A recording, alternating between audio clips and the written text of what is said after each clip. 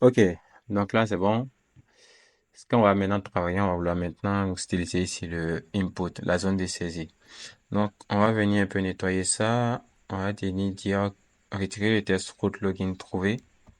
Et ici dupliquer juste le test input icon à deux reprises parce qu'on va avoir ici deux zones de saisie.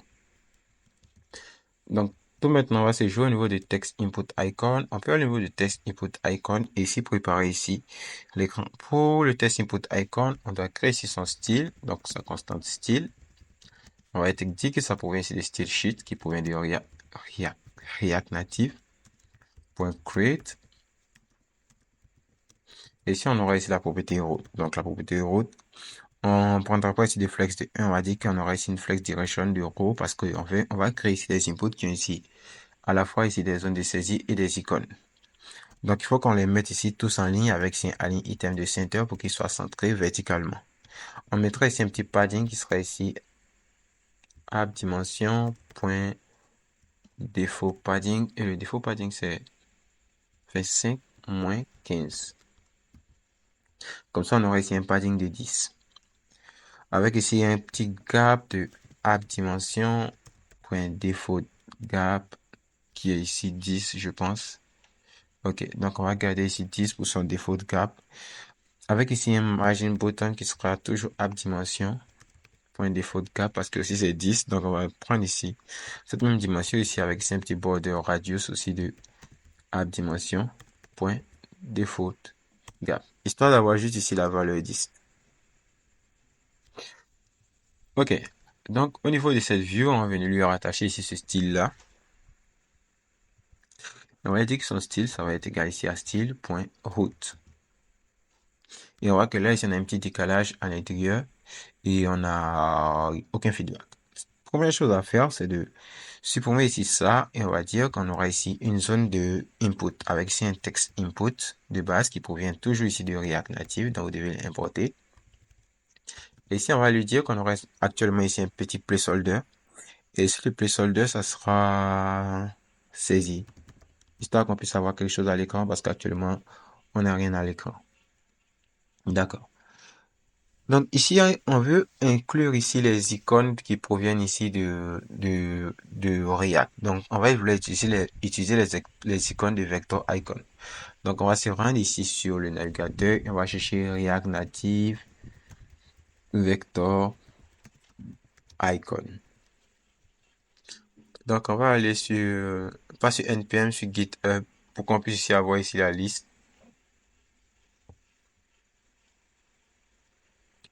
Et on va chercher ici des icônes particulières. On va chercher ici email. Donc, une icône qui provient ici de email, qui est email qui provient de Fontisto. Et je pense pas que ça soit ici la bonne bibliothèque. Il y en a une qui est bonne. Voilà, celle-là. Icon.expo.fyi. Et là, je vais la mettre dans la description et je vais chercher email et je vais prendre l'icône qui provient ici de Fontisto. Donc, pour ces icônes-là, vous pouvez prendre ici les icônes qui vous intéressent. Mais moi, je préfère celle de Fontisto parce que je les trouve nettement un petit peu belles. Et ici, je dois venir importer ici Fontisto. Donc, aussi copier ça et envoyer ici Fontisto.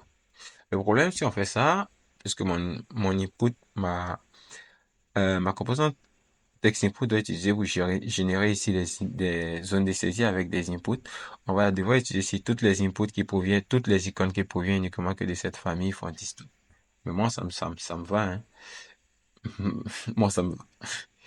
D'accord. Donc, on prend ici une icône qui provient de Fontisto, on l'appelle email et on voit que là, actuellement, on a ici le mail. D'accord. Donc, super. Ensuite, ici, au niveau ici de la vue principale, je vais vouloir ici un petit peu gérer ici plusieurs feuilles de style. Donc, je vais créer ici un style en tableau. Et à l'intérieur, pour les autres feuilles de style, je vais dire que ça sera ici du style online. Donc, je vais vouloir gérer ici la bordure en fonction ici de l'état. Si l'utilisateur a cliqué ici dans la zone de saisie, je vais gérer ici une bordure différente. Et s'il n'a pas cliqué, je vais gérer ici une bordure différente. Donc, je vais prendre ici le premier cas. Si jamais il est actuellement dans la zone de saisie, et si, comment je fais ici pour savoir s'il est dans la zone de saisie, je vais créer une constante qui va s'appeler isFocus pour lui dire qu'il est dans la zone de saisie, set isFocus. Et je vais dire qu'elle va utiliser ici le useState de React Ici, on va dire que par défaut, il est à false. C'est-à-dire par défaut, il n'est pas dans la zone de saisie. Et si je vais dire que si jamais il est dans la zone de saisie, c'est-à-dire s'il a cliqué sur le input, on va prendre la bordure, ça serait la couleur point primary. Ou alors, la couleur, ça sera color point. Et là, on va prendre ici product background, ça sera ici. Prenons product background, je vais la renommer ici plus tard. Ok, donc là, c'est bon. Ensuite, ici, on va faire pareil pour le border width. On va dire que si jamais il est dans la zone de saisie, on va dire que le border width devient 2. Et s'il n'est pas dedans, le border width devient 1. Et là, on a ici des petites borders qui apparaissent et c'est bon. Ensuite, ici, pour le background color, on va dire que s'il est encore dans la zone de saisie, on va avoir ici une couleur de fond différente. Donc, color.primary. Donc, color.white plutôt. Et si jamais il n'est pas dans la zone de saisie, on va prendre color.productBackground. Ce que je vais faire, c'est qu'au niveau de color, je vais venir ajuster, plutôt que de l'appeler product background, je vais l'appeler ici light gray. Et si je dois venir remplacer product background par light gray. Ok, donc ici pour notre input, c'est bon. Pour l'icône, on voit que je pense que là, il est un petit peu trop grand. La couleur, c'est black. Donc, on va changer ici la couleur. On va prendre ici la couleur qui provient de color, notre constante color.gray text. Histoire d'avoir ici une icône un petit peu grise. Et ici encore, vous pouvez ajuster la couleur en fonction ici de l'état. C'est-à-dire, si jamais on a cliqué, juste pour vous prévenir, ma zone de saisie ne sort pas parce que l'ordi est lent. Voilà. Donc, l'icône, on peut aussi changer la couleur en fonction ici de la zone de saisie. Actuellement, on voit que lorsqu'on clique ici sur la zone de saisie, le code qu'on a mis ici ne s'applique pas. Et il ne s'applique pas, pourquoi? Parce à aucun moment on a mis ici la valeur de isFocus à true. Actuellement, il est à false. Donc, ce qu'on va faire, c'est qu'on va dire au niveau du texte input, on va appeler la propriété onFocus, qui est reconnue ici par React Native. Et on va dire que lorsqu'on est dans le focus, on va appeler la méthode setIsFocus et la mettre ici à true. Et si je vais créer une autre méthode, onBlue, c'est-à-dire lorsqu'on quitte le champ, onBlue, et là, on va dire que lorsqu'on quitte le champ, setIsFocus, là, lui, il retourne ici à false. Voilà.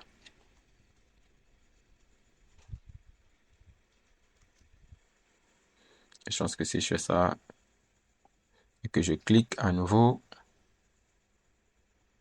bon, là, ici, on a un petit comportement étrange avec ça. Il ne pousse pas ici mes éléments vers le haut. Ok. Donc, on a ici nos deux inputs qui sont bien. Nos deux zones de saisie. Si on clique sur saisie, on a le focus, mais on voit que quand on clique sur saisie, comment dire, le clavier vient recouvrir ici l'input. Ça, je pense que c'est parce qu'après ici l'input, on n'a pas mis aussi d'autres éléments. Donc, si juste après l'input, je mets ici un bouton classique qui provient de React Native, avec ici un title qui sera ici temporaire, parce que ça sera ici un bouton temporaire, on va retirer plus tard. Si on fait c'est qu'on met ce bouton temporaire là, on va attendre que l'émulateur rafraîchisse. Allez, come on guy, il faut te dépêcher. Ok. On met ce bouton temporel là. Attendez que je vais faire le test pour qu'on puisse voir ici mon émulateur en entier. Ok, le bouton temporel là. Maintenant, si je clique ici sur saisie, encore une fois, il ne fait pas remonter ici ma chose. Ok, donc s'il ne fait pas remonter, alors au niveau du text input, le text input, voyons voir si on lui donne ici un style qui sera égal ici à un style de input. Et puis, on va venir définir ici le style de input là à ce niveau. Puis, on va lui dire qu'il a ici un flex de 1 pour voir comment il va se comporter. Et maintenant, si on clique sur saisie, on a toujours le même comportement et il ne fait pas remonter ma chose. Alors là, c'est vraiment chiant. Pourquoi est-ce qu'il ne le fait pas remonter? Généralement, cette erreur-là, c'est quand on travaille sur iOS qu'on a ça. Mais là, moi, je l'ai alors que je travaille pas sur iOS.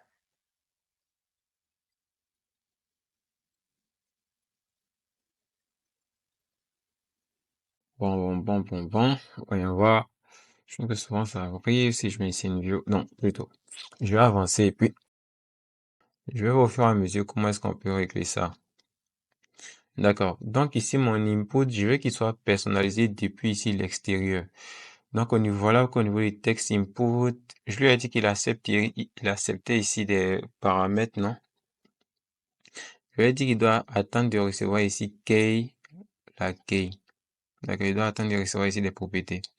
La propriété qui va essayer d'attendre de recevoir icône, et puis ici props.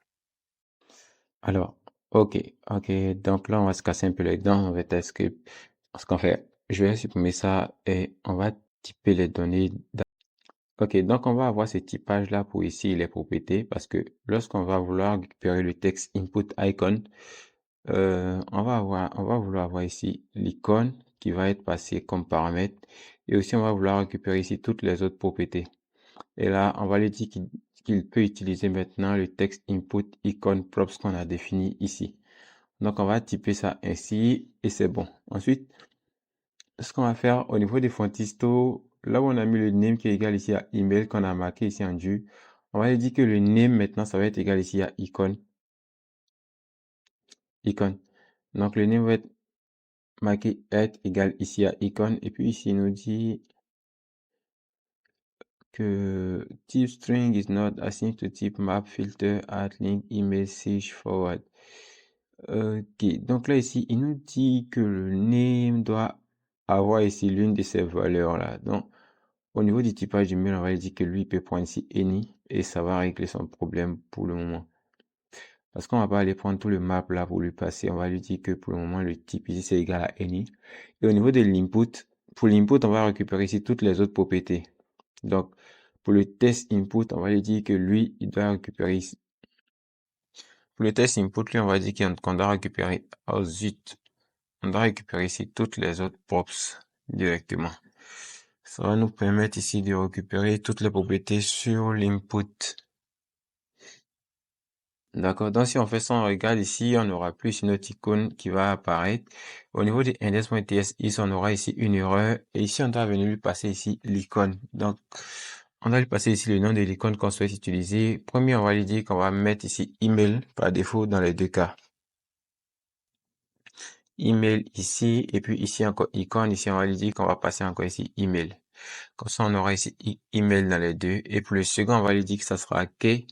Pour dire ça sera une clé. Et puis le premier, on va lui dire que ça sera phone. Pour avoir ici le numéro de téléphone. Donc ici, on va dire qu'on va lui passer ici le placeholder et on va mettre ici qui va être égal à plus 225 XX. Et là, je pense que ça doit fournir le placeholder par défaut, non? Et ici, on va mettre ici le placeholder aussi. Pour le placeholder, on va dire que c'est égal ici à XX pour dire que ça sera ici une valeur qui sera cryptée. Donc au niveau des tests input, voyons voir au niveau des tests input, est-ce qu'on a ici un placeholder? La propriété, comment s'appelle la propriété en fait? C'est quoi la propriété? Ok, on a mis ici un placeholder en dur, saisi, voilà pourquoi est-ce que ça ne marche pas. Donc si on le supprime, il va prendre ici le placeholder qui provient ici du parent. Et sinon, on peut le mettre ici en majuscule pour qu'ils aient ici la même taille avec le 225. Donc, ça veut dire que là, ça sera ici la taille ici la zone va représenter ici le numéro de téléphone. Ça va représenter ici le mot de passe. D'accord. Donc, ici, on a ici notre bouton temporaire qui est là. Ce qu'on va faire, c'est que lui, on va le virer. On n'a pas besoin de lui pour le moment. C'était juste ici pour exemple. Et de la manière, on a créé ici, de la manière, on a créé un test input icon pour les zones d'input. On va créer ici une autre composante qui va permettre de représenter ici le bouton de soumission. Donc, on va afficher l'arborescence principale. On va aller dans Component. Et au niveau des components, on va créer un nouveau dossier et on va appeler ça bouton avec S pour lui dire que ça va concerner ici tout ce qui sera bouton. Et à l'intérieur du bouton, on va créer ici notre composante qui va s'appeler authButton.tsx. Et à l'intérieur, on va créer ici une nouvelle constante qu'on va appeler authButton qui va être égale à une fonction fléchée. Et ici, on n'oublie pas ici de faire ici export default de authButton. Et au niveau de authButton, tout ce qu'on va faire ici, c'est qu'on va retenir ici, pour le moment, tout ce qu'on va retenir, on va retenir ici un pressable, ou alors on peut retenir ici un touchable opacity. Et à l'intérieur de touchable opacity, on peut retenir ici un texte. Et par magie, comme d'habitude, les textes ne reviennent jamais. Donc, on va importer ici texte qui provient de React Native. Et ici, le texte, ça sera ici, on va dire que ça va être égal ici à euh, on avait créé la config ici pour les tests, et ici c'était text apptext.login_test. Ok.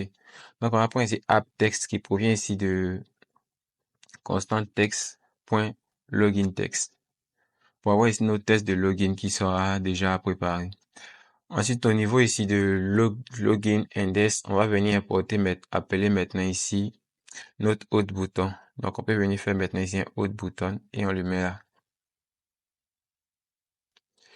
Et si on fait, il va rafraîchir juste en haut et puis quand il va finir de faire ses bêtises, il va faire apparaître ici notre bouton. Donc là, ici, on a notre bouton qui a ici le titre me connecter parce que c'est le titre qu'on lui a passé. Ok.